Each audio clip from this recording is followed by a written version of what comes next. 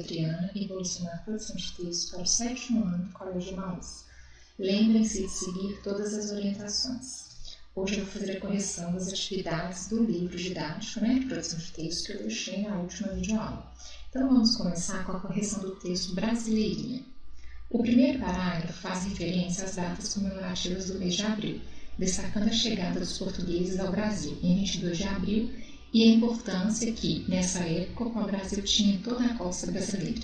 No primeiro parágrafo é empregada uma palavra para se referir ao pau-brasil que ainda não havia sido mencionada no texto. Qual é essa palavra?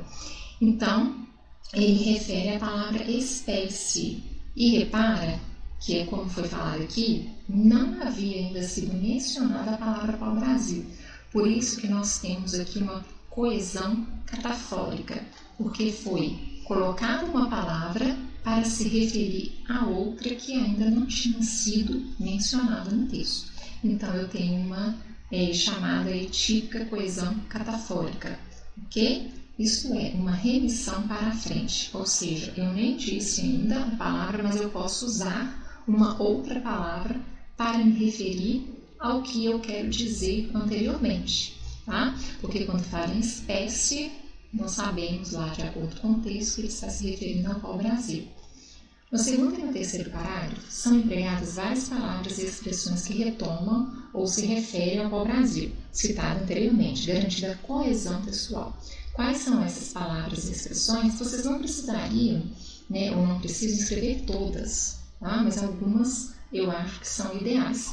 Neste caso aqui, eu tenho a coesão anafórica, aqui catafórica, que foi dito algo para se referir a uma palavra que ainda não tinha sido mencionada no texto, e aqui o contrário, são palavras para se referir a um substantivo que já havia no texto, tá? Então aqui, ela várias vezes aparece para mencionar a árvore, tá? A madeira desta árvore, então aqui não falou a madeira do pau-brasil, então a madeira. A melhor entre todas as outras madeiras também está se referindo ao pau-brasil. As populações naturais de pau-brasil aqui ele já até fala, né? Além disso, as conexões também são feitas sintaticamente pela concordância nominal em a madeira, que aqui está até entre chaves e colchete, colchete, era considerada melhor. Então, como se diz, ela era considerada melhor. E por outras referências indiretas, como Dia Nacional do Pau-Brasil e Brasil. Eu completei aqui porque aqui não deu para colocar, tá? Então, eu completei. Dia Nacional do Pau-Brasil e Brasil. Tá? Então, aqui em cima eu tenho uma coesão catafórica e aqui eu tenho uma coesão anafórica. Anafórica porque os elementos, como pronomes, tá vendo? Eles se referem ao que já foi dito anteriormente. E a palavra, no sentido de coesão catafórica, substituiu uma palavra que nem foi ainda mencionada no texto. No quarto parágrafo é mencionada a floresta atlântica, habitat natural do pau-brasil. Essa expressão também é retomada no terceiro e no quarto parágrafo por outros termos, identifique-os. Então, quais termos? São esses: lá, de encontrá-la, ela, nessa floresta, ela, a mais rica em variedade de bichos e plantas do planeta. Então, se você colocou pelo menos aí umas duas, eu considero, tá? Então, lá de encontrá-la, nessa floresta, ela, a mais rica em variedade de bichos e plantas do planeta. Além das palavras que fazem referência a outras, a coesão textual também é construída por elementos que estabelecem relação entre partes do texto, como advérbios, pronomes, conjunções, tempos verbais. Releia este parágrafo. Os europeus utilizavam inicialmente a madeira dessa árvore para extrair um corante vermelho usado por eles para tingir tecidos. A madeira passou então a ser utilizada também para fabricar arcos de violinos, pois era considerada a melhor entre todas as outras madeiras para este fim. Por isso, as populações naturais de pau-brasil, que eram encontradas na floresta atlântica, foram fortemente exploradas, ao mesmo tempo em que a própria floresta era devastada, ocupada e ameaçada. Explique a relação entre as palavras inicialmente e então nesse parágrafo. Bom, as expressões indicam uma sequência. Inicialmente se refere aos primeiros usos, né, de madeira e então se refere a um momento posterior, ou seja, depois. A palavra também introduz um elemento novo em relação ao que já tinha sido dito. Qual é o elemento novo e a que outro elemento ele se soma? Então, o uso da madeira para a construção de violinos, ampliando assim o uso do pau-brasil. Pois e por isso são conjunções que introduzem nesse trecho, respectivamente, a noção de explicação e conclusão, que é pois, explicação, que nós podemos até substituir porque, algumas vezes, o porquê separado sem acento pode ser substituído pelo pois, quando ele tiver o sentido de explicação, tá? E por isso de conclusão, ok? Se fosse oposição aqui seria mas, né? Soma seria e, ok? Observe o tempo das formas verbais empregadas no parágrafo lido na questão 3. Em que tempo elas estão? Então, elas estão no pretérito perfeito e imperfeito do indicativo, tá? Então, no pretérito perfeito e imperfeito do indicativo. Agora, observe o tamanho das formas verbais, o tempo, das formas verbais empregadas nesse trecho do último parágrafo. A floresta atlântica, que originalmente se estendia do Rio Grande do Norte ao Rio Grande do Sul, por causa da grande exploração, hoje está reduzida a menos de 16% da sua cobertura original e só podemos encontrá-la em pequenos fragmentos. Ainda assim, ela abriga muitas espécies de plantas e de animais, muitas só encontradas nessa floresta. Em qual tempo verbal estão predominantemente? Que palavra introduz esse tempo verbal? Então, estão no presente do indicativo. Esse tempo verbal é introduzido pelo advérbio hoje. Está parecendo mais correção de gramática do que interpretação de texto, né? Comparando os dois parágrafos, o que explica a mudança de tempo dos verbos? O terceiro parágrafo narra e descreve como era feita a extração do pau-brasil na floresta atlântica no período colonial. Daí o uso do pretérito, que é tempo adequado para narrar fatos passados, ok? Já o quarto parágrafo foca a situação da floresta atlântica hoje, no presente, daí o emprego de verbos no presente. Por que parece muito uma correção de gramática? Porque nós estamos falando aqui de coesão, e a coesão entra, na verdade, os elementos gramaticais. Conclua, os tempos verbais são também uma forma de garantir a coesão de um texto, porque, sim, eu acabei de falar, pois aproximam e contrastam dois momentos diferentes, conferindo unidade ao texto. Lembra que eu falei que coesão tem a ver com as partes gramaticais, né?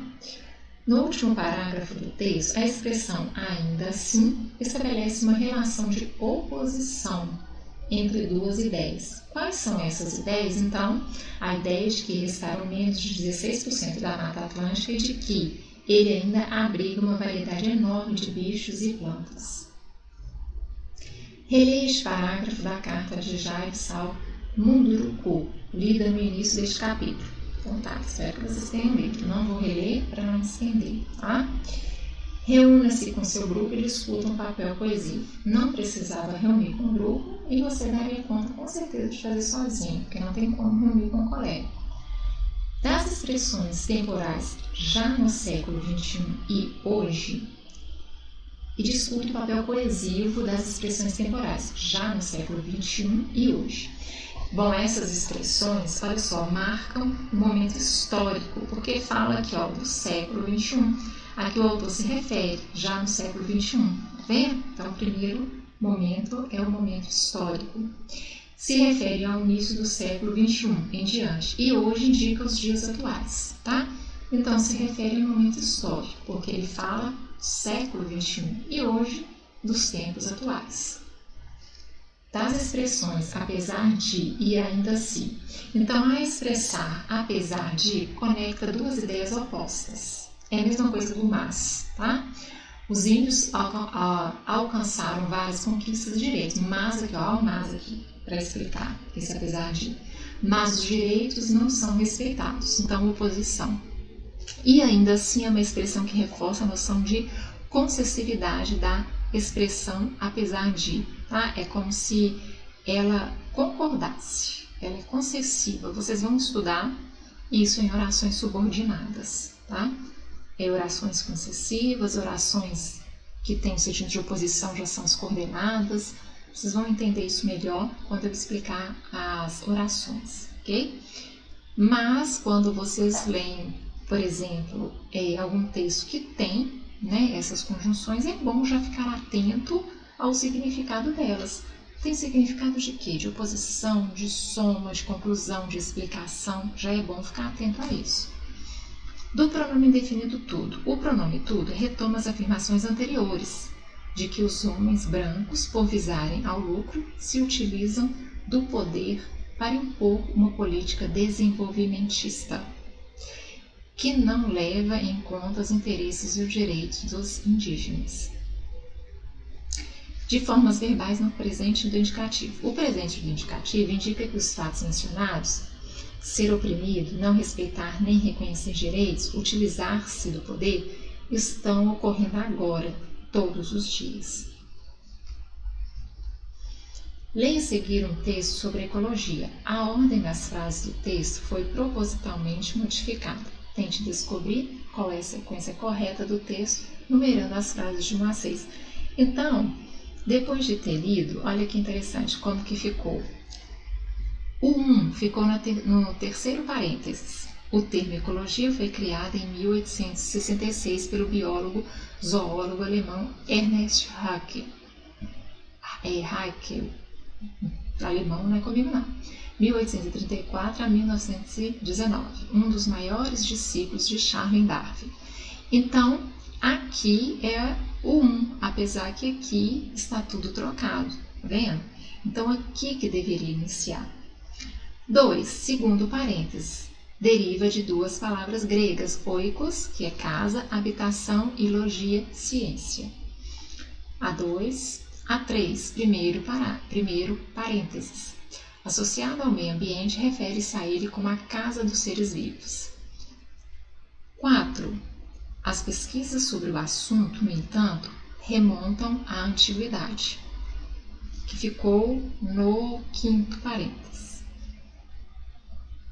O quinto ficou no último parênteses. O grego Teófrasto, seguidor do filósofo Aristóteles, foi o primeiro a observar e descrever as relações dos organismos entre si e com o meio que os cerca. Aristóteles foi um grande filósofo, foi seguidor de Platão, que também foi um grande filósofo, que foi seguidor de Sócrates, que é considerado o pai da filosofia, tá? Vocês vão estudar isso mais para frente. Talvez não comigo, né? Talvez em filosofia, sociologia, lá no ensino médio. Em literatura pega um pouquinho disso aí, mas leva mais para o lado literário. Mas é interessante a gente conhecer e saber das coisas, né? E no quarto parênteses eu tenho 6, por isso é considerado o primeiro ecologista da história. Espero que vocês tenham acertado. 3, 2, 1, 6, 4, 5.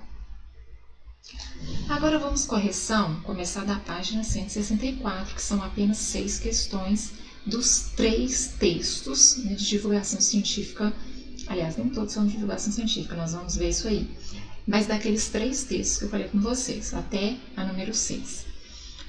A1. Os 3 textos lidos são de divulgação científica. Associe cada um deles à sua denominação específica. Então, o texto 1 é um verbete de dicionário. É fácil de perceber porque lá está tartaruga separada em sílaba, então é o que? E o significado, então verbete de dicionário. O 2, verbete de enciclopédia, que é diferente de dicionário. E o 3, artigo de divulgação científica, porque já fala mesmo, né, da vida das tartarugas. E lembra que no livro de português de vocês também falava sobre as sacolas plásticas, né, jogadas no mar, o mal que faz, que os peixes, as tartarugas, as baleias engolem aqui e muitos morrem por causa disso. Então, sobre o texto 1, responda: qual é o primeiro termo que aparece? Tartaruga. Qual é a função dos pontos da segunda ocorrência do termo? Mostrar a separação de sílabas da palavra. Foi até o que eu mencionei, por isso que é um verbete de dicionário. O que os números indicam? As diferentes definições ou acepções da palavra tartaruga, os diferentes significados. Os verbetes costumam fazer uso de abreviaturas. Procure descobrir o significado das abreviaturas utilizadas no texto 1. Então, F, fácil, ó, substantivo feminino, tartaruga. Zoologia. Culinária. SM mais F, substantivo masculino e feminino. FIG, figurado, sentido figurado. GR, grego. E esse último, Latvulg, LATVUG, latim vulgar, ok? Latvulg. Então, aí estão as palavras que são abreviadas por esses termos aqui ao lado. Se você não soube algum, agora pode completar o livro de vocês. Sobre o texto 2, responda: qual é o termo a ser definido tartaruga de pente? Esse termo é especificado com outro nome? Sim, com o nome científico. Agora vamos lá. Eretimocheles imbriacata. Todo nome científico é complicado. Qual é a principal definição apresentada? A definição abrange todo o texto, de As Tartarugas de Pente a Rio Grande do Norte. Além da parte verbal, o texto 2 é composto de uma imagem. Essa imagem é importante? Aí esse verbete justifique sim, porque as enciclopédias, eu não sei se vocês têm em casa, talvez os pais de vocês tenham, e se tiverem, tenham a curiosidade de abrir e folhear. As enciclopédias vinham com uma imagem, tá? Diferente do dicionário, que é só a palavra e o significado. A enciclopédia abrange tudo e tem também a foto, tá? Então, sim, pois a imagem fornece ao leitor interessado mais uma informação, o aspecto físico da tartaruga. Quando eu estava na idade de vocês, né, as minhas pesquisas não eram através da internet, eram através de enciclopédias, ok? Releia e compare os textos 1 e 2, reflita e discuta com os colegas. Qual é a função de cada um dos verbetes, em que situações cada um pode ser consultado? Então, do dicionário, igual eu falei, ele vai ter a função de quê? De trazer o significado da palavra, que uma palavra pode ter mais de um significado dependendo do contexto, tá? E o verbete de enciclopédia, ele define um termo, um conceito e traz informações mais aprofundadas. É igual eu falei, eu fazia pesquisa através da enciclopédia, então existia tudo o que eu precisava saber a respeito daquele determinado assunto.